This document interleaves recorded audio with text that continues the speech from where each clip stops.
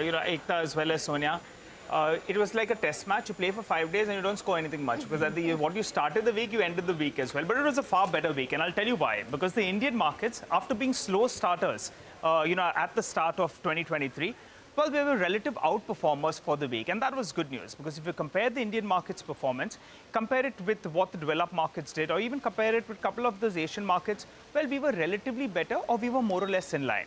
Remember, year to date, we are still underperformers, and portfolios felt good because the mid cap and the small cap indices, they were up between 1.5% to around 2% odd. So that's why portfolios did well.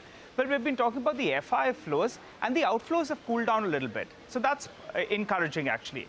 But in the past month, that's for January, we have the data that's come out on NSDL, and the net sold close on $3.5 billion. And out of the 14 big sectors, 10 out of the 14, well, there were outflows. Which sectors saw the maximum outflows? Well, banks, obviously, they came in for a harder knock.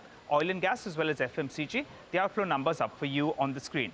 But there are some select sectors that actually saw inflows, even in a month where the FIs did sell, whether it was metals, cements, as well as autos. So make a quick point on metals. One observation is that for the past month, well, the inflows are more than $500 million. That's the best that we saw all the way since April 2022.